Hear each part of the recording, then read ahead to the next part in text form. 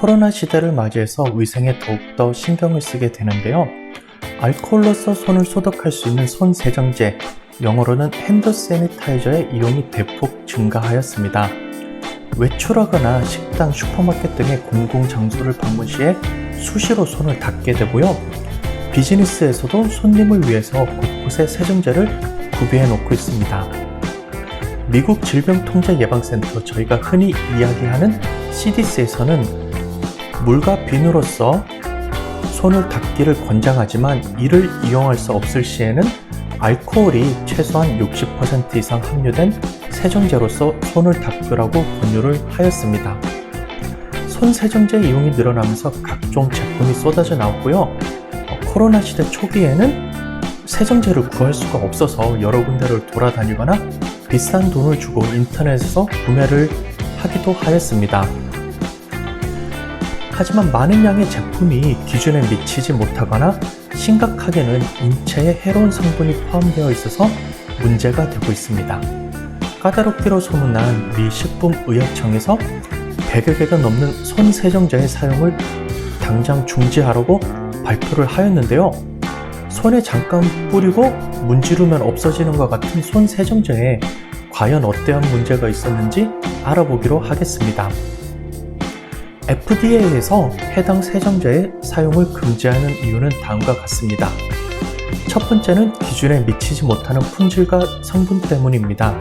살균을 하기 위한 성분이 부족해서 선전하는 내용보다 효과가 미미한 경우입니다.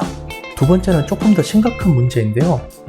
인체에 해로운 성분, 특히 메탄올이 포함된 세정제가 이번에 적발되었습니다. 메탄올은 공업용 알코올, 메틸 알코올을 의미하는데요.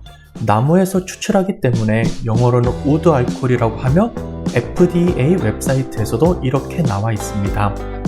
특히 이 메탄올이 인체에 들어가거나 이 메탄올 증기를 쐬게 될 시에는 시신경 손상, 안구 피해, 근육과 신경마비, 그리고 심각하게는 사망에까지 이르게 된다고 합니다.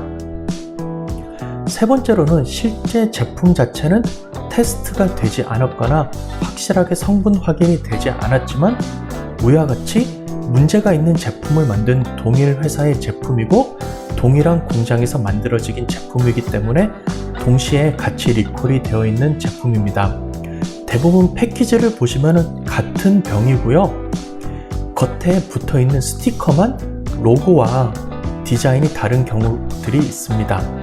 FDA 웹사이트를 보면 100여 개가 넘는 제품이 리스트가 되어 있는데요. 이것을 일일이 확인하면서 외우기는 쉽지 않으실 텐데요.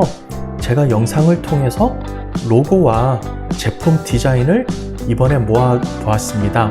혹시라도 세정제를 구매할 때 영상에서 나온 것과 같은 동일한 제품이면요, 구매하지 않도록 주의하시고요. 혹시라도 이러한 제품을 가지고 계시면 구매한 곳에서 환불을 하시거나 즉시 폐기 처분을 하시는 것이 좋을 것 같습니다.